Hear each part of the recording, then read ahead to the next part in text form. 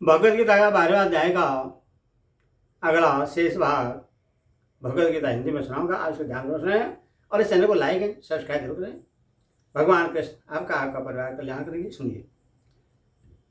उस सच्चिदानंद घन निराकार ब्रह्म में आसक्त चित्त वाले पुरुषों के साधन में परिश्रम विशेष है, क्योंकि देवाभिमानियों के द्वारा अव्यक्त विषय गति दुखपूर्वक प्राप्त की जाती है।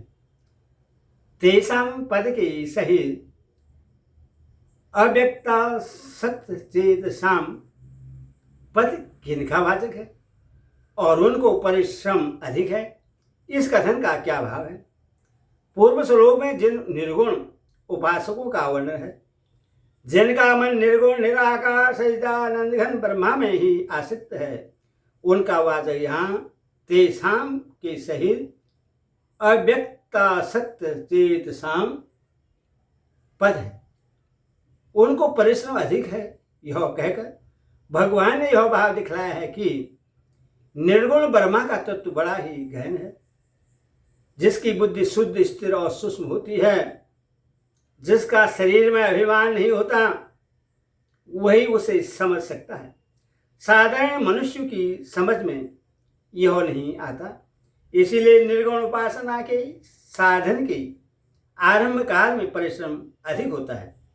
देहाभिमानियों के द्वारा अव्यक्त विषय गति दुखपूर्वक प्राप्त की जाती है।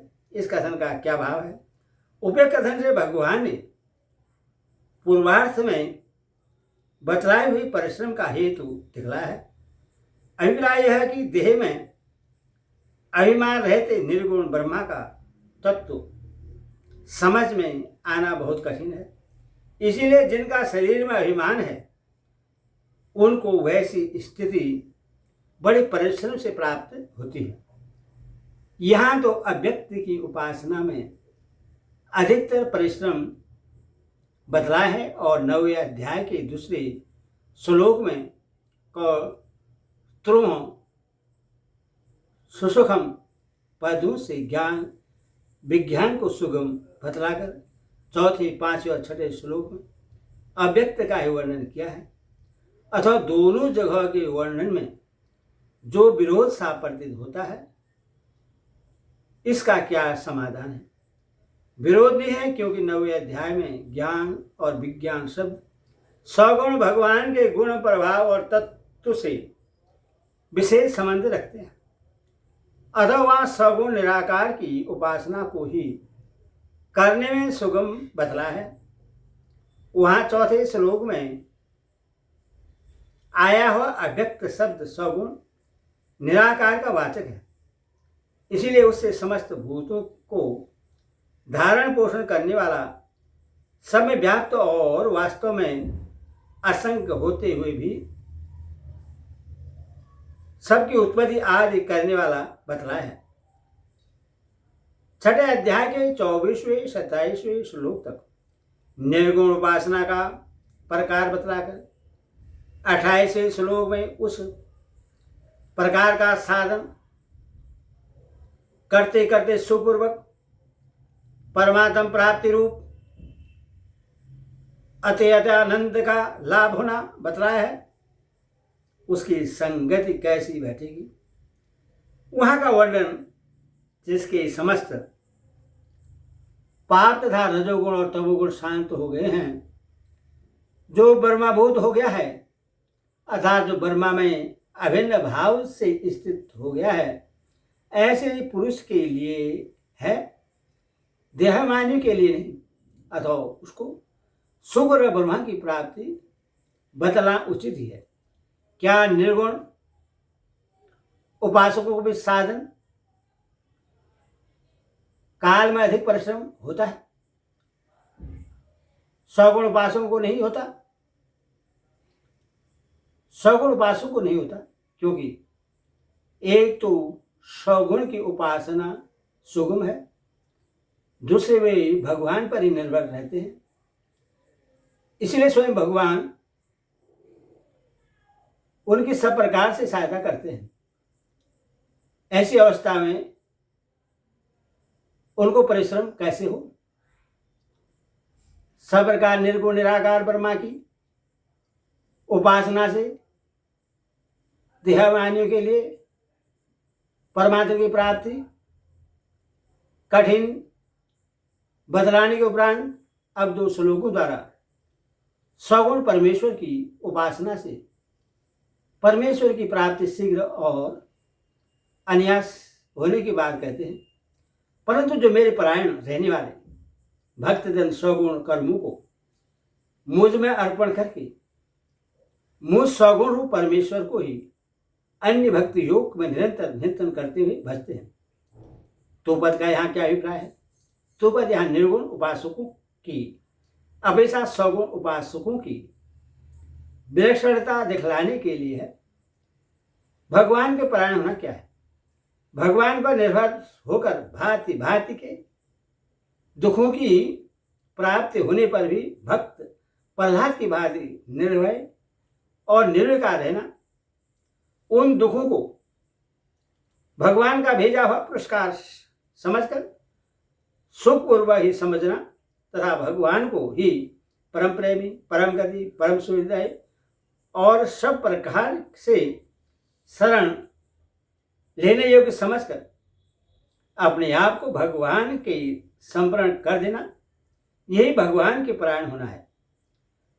संपूर्ण कर्मों को भगवान के समर्पण करना क्या है? कर्मों के करने में अपने को पराधीन समझकर भगवान की आज्ञा और संकेत के अनुसार कठपुतली की भांति समस्त कर्म करते रहना, उन कर्मों में न तो ममता और आस्था रखना और न उनके फल से किसी प्रकार का संबंध रखना। शास्त्रानुकूल प्रत्येक क्रिया में ऐसा ही भाव रखना कि मैं तो केवल निमित्त मात्र हूं, मेरी कुछ भी करने की शक्ति नहीं है। भगवान ही अपनी इच्छा अनुसार मुझसे समस्त कर्म करवा रहे हैं। यही समस्त कर्मों का भगवान के समर्पण करना है। अन्य भक्ति योग क्या है? और उसके द्वारा भगवान का चिंतन करते हुए उनकी उपासना करना क्या है?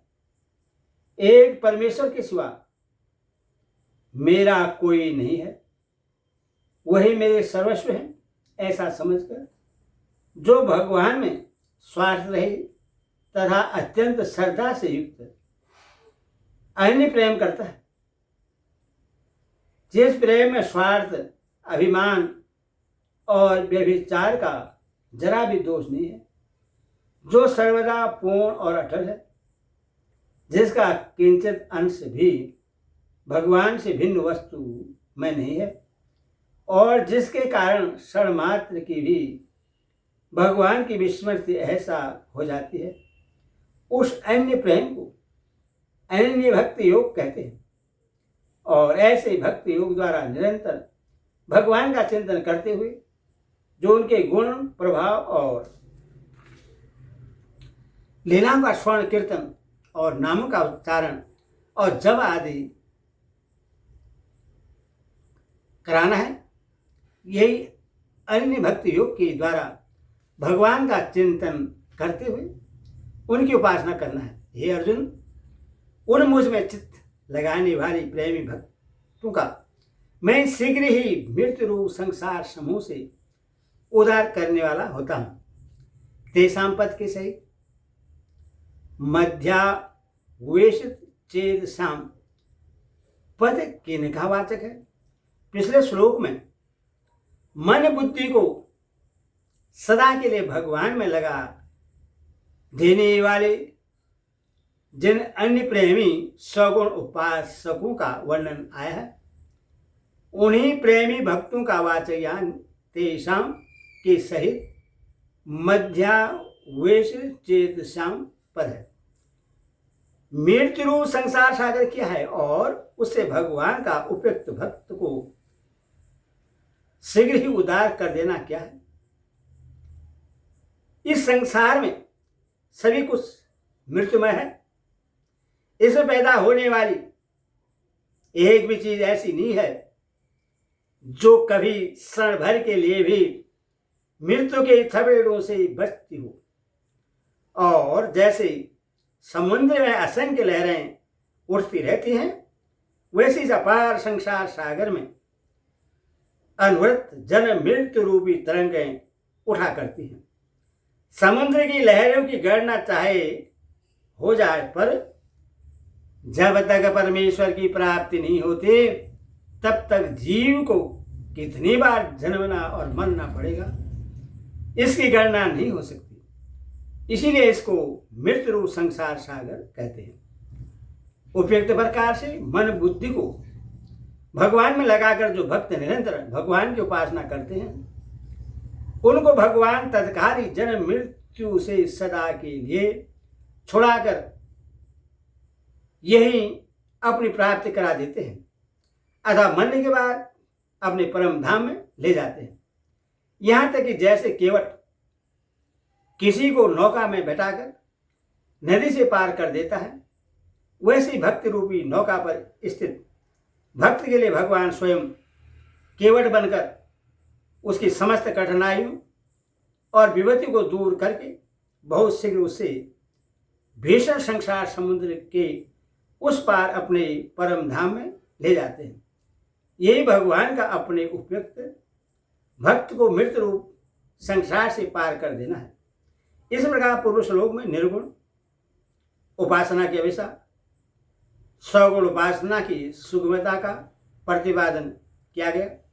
इसीलिए भगवान अर्जुन को उसी प्रकार मन बुद्धि लगाकर सगुण उपासना करने की आज्ञा देते हैं।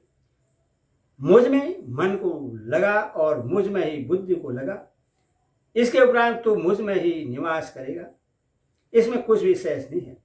बुद्धि और मन को भगवान में लगाना किससे कहते हैं? जो संपूर्ण चराचर संसार को व्याप्त करके सबके हृदय में स्थित है और जो दयालुता, सर्वज्ञता, सुशीलता और सुहृदता आदि अनंत गुणों के समुद्र है, उन परम दिव्य प्रेममय और आनंदमय सर्वशक्तिमान सर्वोत्तम शरण लेने के योग्य परमेश्वर के गुण, प्रभाव और लीला के तत्व तथा रहस्य को भली भांति समझकर उनका सदा सर्वदा और सर्वत्र अटल स्थिर रहना, यही बुद्धि को भगवान में लगाना है तथा इस प्रकार अपने परम परमेश्वर पुरुषोत्तम भगवान के अतिरिक्त अन्य समस्त विषयों के आसक्ति को सर्वदा हटाकर मन को केवल उन्हीं में तन्मय कर देना और नित्य निरंतर उपयुक्त प्रकार से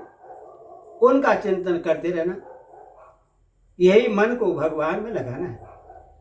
जिस प्रकार जो अपने मन बुद्धि को भगवान में लगा देता है, वह शीघ्र ही भगवान को प्राप्त हो जाता है। हरि ओम तत्सत्। हरि ओम।